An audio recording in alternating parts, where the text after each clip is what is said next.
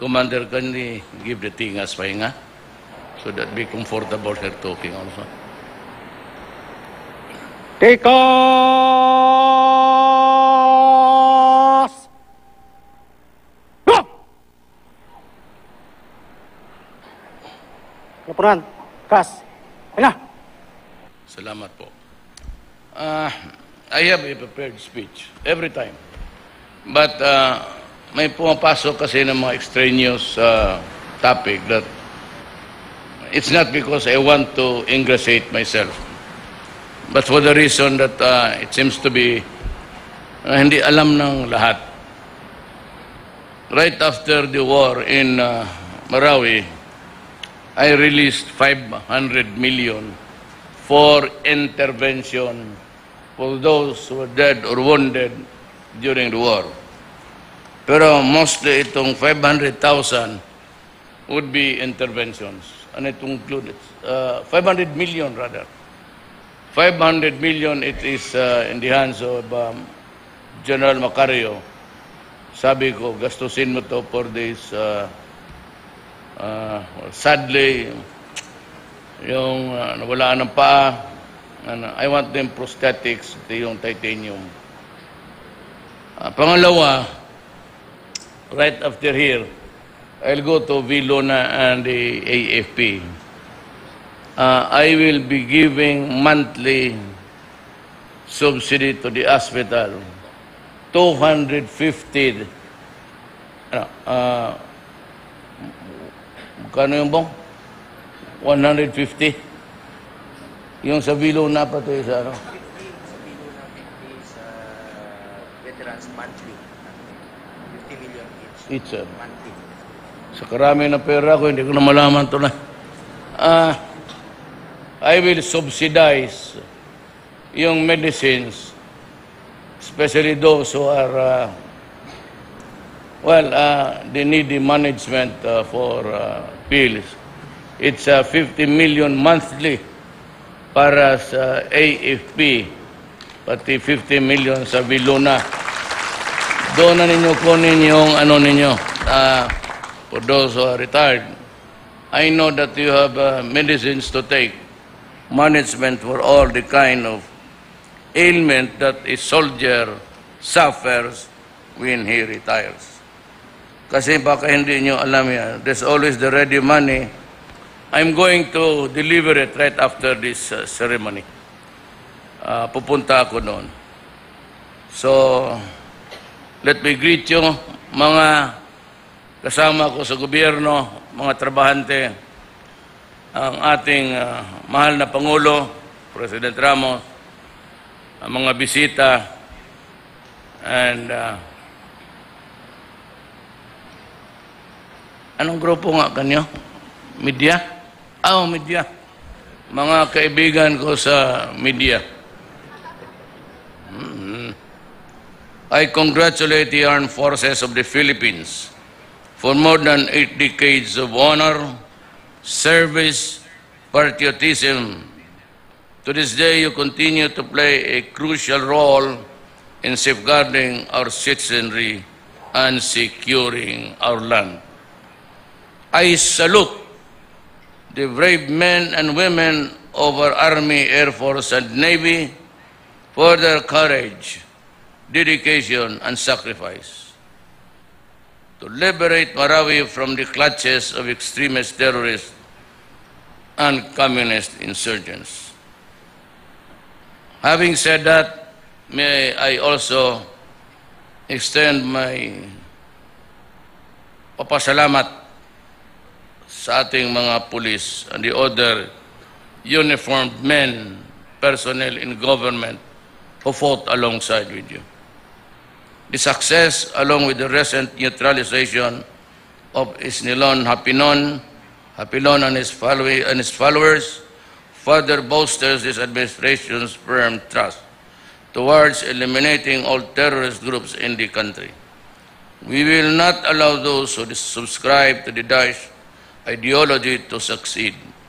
We will never allow the Islamic State to make the Philippines its regional center. Although we have already begun to build Marawi City and rehabilitate conflict-affected areas, our fight is far from over. We will remain vigilant as we continue our intensified military operation against the remaining terrorist groups. I now turn to favor our troops who made the supreme sacrifice, suffered injuries, and went beyond the call of duty. Be assured that the government will support all of your endeavors as we realize a stronger and more resilient government. Do not worry about your families. Do not kill yourself just thinking of what will happen tomorrow. As President Ramos aptly said once upon a time, tomorrow will take it of itself. But tomorrow, the Philippine government will always be there to see to it that your children will continue to go to school until college time. And as I've said, I made some proposals a few months ago that we are ready to surrender the real estate, your camps, just like what's happening in other cities. You can either go into venture or you can go into leasing the prime estate. Total, kampo lang naman yan. You can choose anywhere outside here. But what is most important is that you have a fund ready and available for your families. I'm sorry that Carlos Dominguez III, our finance, ayaw niyang ibigay diretso. I really do not know the reason on. I do not ask. But he wants to build a mini, since you are not covered by the GSIS. He wants the money placed there, parang maliit na GSIS for you and the police. And we will give you the seed money. You know, guys, I'm sure that if it is just handled right, hindi na kayo maghirap mga edukasyon ng mga anak ninyo. All that I want to say is that an ordinary soldier can finance through education yung mga anak ninyo. I want a sergeant, a corporal, na yung anak ninyo pwede maging, as long as they have the brain, na they can continue to go to school and be a doctor, a lawyer, o sa postgraduate studies. Yan ang masahan ninyo. That's why I'm hurrying up Secretary Lorenzana, because I want to finish it in 1 year para wala na akong burden to be expecting all the time. I'm a kind of a person always in a hurry because, you know, the imponderables of life is we just are here for a limited time. Yan ang gusto kong mangyari. At kung sundin ninyo yung mga iba dito, but this time, you can be very sure that the money will go direct to you. Ang condition lang ni Finance Secretary is that there be some sort of a mutual, parang GSIS, and the money deposited in that entity, and it will be run by professionals. From whereof he speaks, I forgot the name of the father-in-law, but ang tatay ni Sonny Dominguez was once upon a time a general of the Air Force also. And maybe from whereof he speaks, he knows his business. So yan ang assurance ko sa inyo. I am in a hurry. Yesterday, I signed the General Appropriations Act for 2018. By the way, yung pera ninyo dyan, GSIS ninyo, it is not part of the yearly appropriation for the military organization. Hindi kasali yan. Yung year-to-year experience are found in the GAA, the General Appropriations. It's a more of a proprietary business that you can go into, and if handled carefully, you'll never be want of money. This is not money intended to buy bullets and arms. weaponry. It is purely a social welfare for the armed forces of the Philippines, and you might also include the police. This fulfills my campaign promise of doubling the basic pay. Kasi nandyan na saka ngayon yung increases ninyo for next year. Take a look at your paycheck, January. And I said this fulfills my campaign promise of doubling the basic pay of our hard-working men and women in uniform, which will take effect on the very first day of 2018. Alam ba ninyo na wag na lang ninyo ikwento, nagyabang tayo dito. They were in a quandary whether to fast-track the train or yung pay ninyo. And Dick Gordon just wanted that the money, part of the armed forces appropriation for infrastructure will be spent really for that purpose alone. And hindi naman ako nagpapahiro. Pero minsan, kung magkahiyaan, ibang istorya na yan. So because I promised you, I will double your salary. Sabi ko sa kanila, sabi ko to my aid, unahin na muna ninyo yung pangako ko.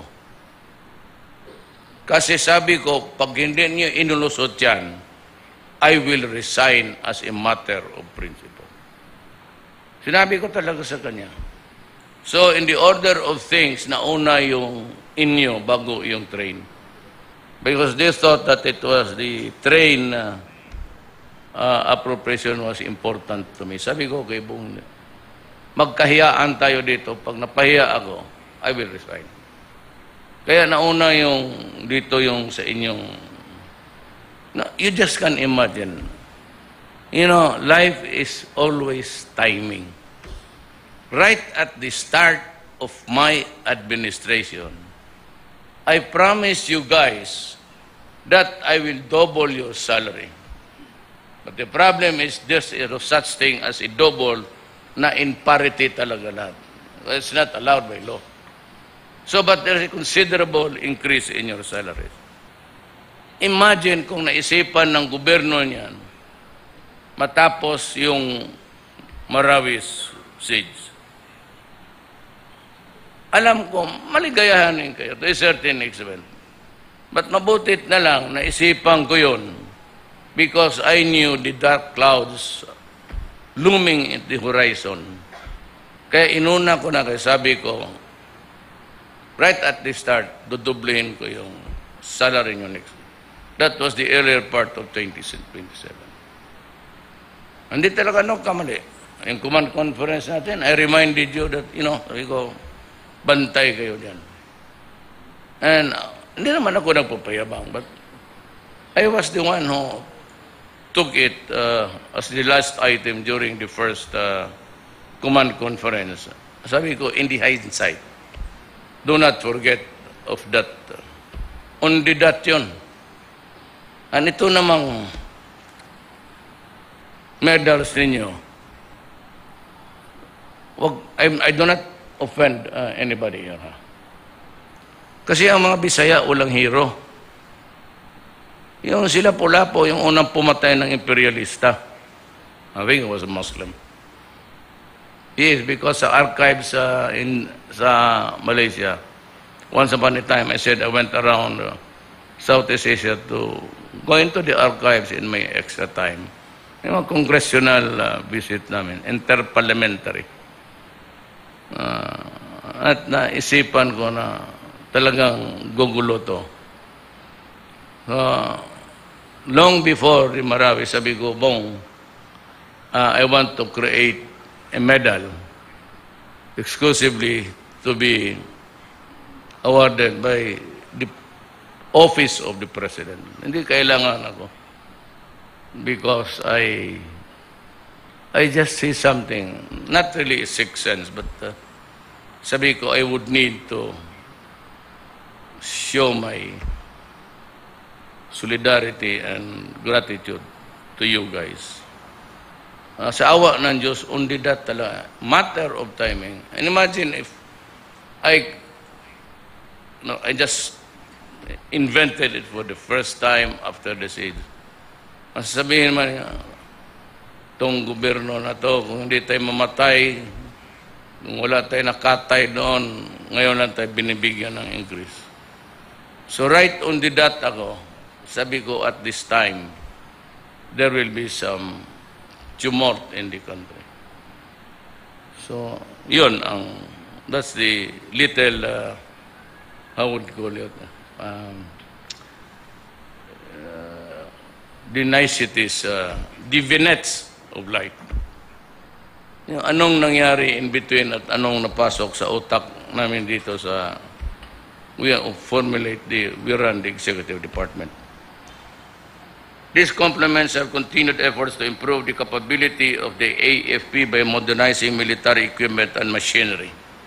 Having mentioned this, I have every confidence that we together as a force will embrace the changes that are necessary for continued development and work even harder to fulfill our duty and responsibility to protect the Filipino people.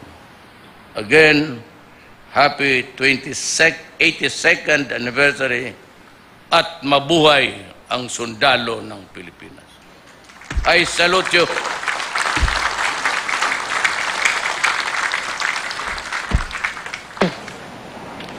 Thank you very much to President Rodrigo Roa Duterte. At yan po ang talumpati ni Pangulong Rodrigo Duterte sa ika-82 anibersaryo ng Armed Forces of the Philippines. Binati niya mga tropa ng gobyerno dahil sa kanilang katapangan at kabayanihan, lalo na sa pakikipaglaban nila sa mga terorista sa Marawi. Kasabay nito, pinangako niya ang patuloy na pagsuporta sa mga sundalo at kanilang pamilya. Mararamdaman na raw ang dagdag sweldo ng mga sundalo sa darating na Enero. Magbibigay rin daw siya ng monthly subsidy na 50 milyong piso sa AFP Hospital para magamit ang mga sugatang sundalo. Katunayan, pagkatapos ng kanyang talumpati ay didiretso raw siya sa ospital para ibigay ang paunang pondo.